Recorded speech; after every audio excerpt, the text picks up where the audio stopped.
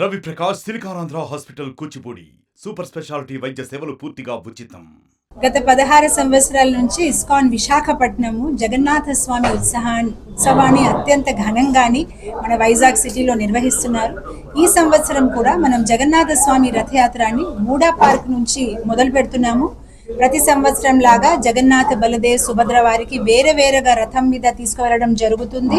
చాలా ఘనంగా ఈ ప్రొసెషన్ సాయంత్రం 4:30 మూడా పార్క్ నుంచి మొదలై అలానే మన కాళీ మందిర్, వైఎంసీఏ, రామకృష్ణ మిషన్ టెంపుల్ని పాస్ చేస్తూ సిరిపురం వద్ద ఉన్న గురుజాడ కళాక్షేత్రంలో ఈ ఊరేగింపు ముగిస్తుంది. అక్కడ స్వామివారిని వేదిక పైన తీసుకువెళ్ళడం జరుగుతుంది. అక్కడ ఆయనకి మహాసంధ్యాఆరతి అలానే 1008 రకాల వంటకాలు నైవేద్యం అర్పించడం జరుగుతుంది. తదుపరి సాంస్కృతిక కార్యక్రమాలు అలానే అందరికీ ప్రసాదం కూడా వితరణ చేయడం జరుగుతుంది. ఈ యొక్క జగన్నాథ స్వామి రథయాత్ర చాలా ప్రత్యేకంగా ఉంది. ఎలా అయితే జగన్నాథ పూరిలోని ఆషాఢ శుక్ల ద్వితీయ పుణ్యతిథి నాడు ఈ జగన్నాథ రథయాత్ర జరుగుతుంది, అదే తేదీన అదే తిథిన మనం కూడా వైజాగ్లో ఈ రథయాత్ర జరిపిస్తున్నాము. ఎవరైతే పౌరులు పూరికి వెళ్ళలేరు వాళ్ళకి ఒక అవకాశం మనం వైజాగ్లోనే తీసుకొస్తున్నాము. ఇక్కడే వాళ్ళు ఆ జగన్నాథ స్వామి రథయాత్రలో పాల్గొవచ్చు. ఈ ప్రోగ్రాము చాలా ప్రత్యేకంగా ఉంది. ఈసారి మన హెడ్ క్వార్టర్స్ ఇస్కాన్ మాయాపూర్ నుంచి కూడా చాలామంది కీర్తన్ మండలీస్, భజన్ మండలీస్ కూడా వస్తున్నారు. సో చాలా చక్కని ప్రోగ్రాం ఉంటుంది. దారి పొడవున కూడా పులిహార, కాజా ప్రసాదం కూడా వితరణ చేయడం జరుగుతుంది. అనేక కోలాటల్ మండలీలు అలానే భజన్ మండలి కూడా దీనిలో పార్టిసిపేట్ చేస్తారు. అయితే మొట్టమొదటిసారి జగన్నాథపురి బయట రథయాత్ర ఫస్ట్ ఎక్కడ జరిగిందంటే 1967లోనే కృష్ణ కృపామూర్తి అభయ చరణారవింద భక్తి వేదాంత స్వామి శ్రీల ప్రభుపాద్ ఇస్కాన్ సంస్థాపక ఆచార్యులు సెయింట్ ఫ్రాన్సిస్కోలో మొదలుపెట్టారు. అప్పటి నుంచి ప్రతి చిన్న పెద్ద సిటీస్లో, నగరంలోనే ఈ రథయాత్ర జరిపించడం జరుగుతుంది.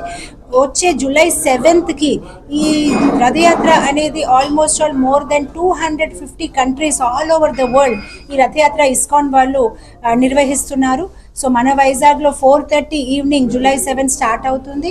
ఈసారి మన home minister Shri Anitha madam గారు అలానే రామ్మోహన్ నాయుడు గారు కూడా చీఫ్ గెస్ట్గా ఈ ప్రోగ్రాంకి వస్తున్నారు. అలానే ఎంతోమంది ఎంపీస్ అండ్ ఎమ్మెల్యేస్ కూడా ఈ యొక్క ప్రోగ్రాంకి హాజరవుతారని వాళ్ళు చెప్పి ఉన్నారు. సో విశాఖపట్నం డివోటీస్ అందరూ రావాలి, తప్పకుండా ఈ రథయాత్రలో పాల్గొవాలి, భగవంతుడు ఒక కరుణా కటాక్షాలు పొందాలని మేము వాళ్ళందరినీ ప్రేమపూర్వకంగా ఆహ్వానిస్తున్నాము. ప్రతి ఇయర్ మనం 5000 డివోటీస్కి డిన్నర్ ప్రసాదం గురుజాడ కళాక్షేత్రంలో పెడుతున్నాము. సో అలానే మేము ఈసారి కూడా ఎక్కువ సంఖ్యలో అందరు వస్తారు. ఆదివారం పడింది కనుక ఎక్కువ సంఖ్యలో వస్తారని ఆశిస్తున్నాము. ఈసారి మనము రాజశేఖర్ గారు మహానగర విశాఖ సంబంధించి ముఖ్యంగా ఇక్కడ ధార్మిక సంస్థలు, ఆధ్యాత్మిక సంస్థలు ఏవైతే ఉన్నాయో, సేవ చేసే సామాజిక సంస్థలు ఏవైతే ఉన్నాయో ఆ కమిటీ వాళ్ళందరినీ కూడా మేము మన పాత్రికేయ మిత్రుల యొక్క మీడియా సమావేశం ద్వారా మేము ఆహ్వానించడం జరుగుతుంది. మీరు కూడా వచ్చిన వాళ్ళ తన బ్యానర్ అది పట్టుకొని రావచ్చు. అక్కడ జగన్నాథ స్వామి ఫోటో పెట్టి వాళ్ళ సంస్థ పేరు రాసుకొని వాళ్ళు కూడా ఇందులో బ్యానర్తో సహా ఊరేగింపులో మనతో పాటు పాల్గొనవచ్చు. నెక్స్ట్ ఇయర్ ఏంటంటే మేము ఇది కూడా మేము ఒకటి ప్లాన్ చేసి టేకప్ చేస్తాము. చేసి నెక్స్ట్ ఇయర్ స్వచ్ఛంద సంస్థలు, ఆధ్యాత్మిక సంస్థలు, ధార్మిక సంస్థలు అంటే ఎండోమెంట్ సంబంధం లేకుండా ప్రైవేట్గా ఏవైతే ఉన్నాయి సంస్థలు, మన విశాఖ నగరంలో చాలా సంస్థలు ఉన్నాయి. విష్ణు శాస్త్రం పారాయణ చేసేవాడు ఉన్నారు, లలితా శాస్త్రం పారాయణ చేసేవాడు ఉన్నారు, మణిదీపం చదివేటువంటి వారు, భగవద్గీత చదివేటువంటి వారు ఉన్నారు.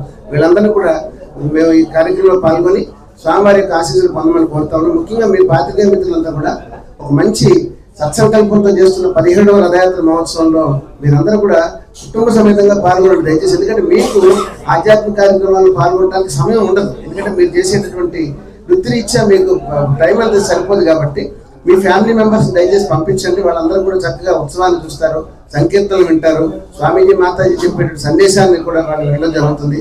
అక్కడనే మహాప్రసాదం తీసుకుంటారు.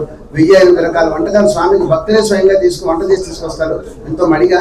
వాటిని కూడా జగన్నాథ స్వామి వారికి నివేదన చేయడం జరుగుతుంది. తర్వాత మళ్ళీ ప్రసాదాన్ని భక్తులకే వినియోగం చేయడం జరుగుతుంది. కాబట్టి దయచేసి పాత్రికేయ మిత్రులు, ప్రింట్ మీడియా తరఫున, ఎలక్ట్రానిక్ మీడియా తరఫున ఇచ్చేసిన మీ అందరికీ మరొకసారి హృదయపూర్వకంగా మేము ధన్యవాదాలు, కృతజ్ఞతలు మీ అందరికీ తెలియజేస్తా ఉన్నాం. మరిన్ని వీడియోస్ కోసం ఛానల్ ని సబ్స్క్రైబ్ చేయండి. లేటెస్ట్ అప్డేట్స్ కోసం వాట్సాప్ ఛానల్ ని ఫాలో చేయండి.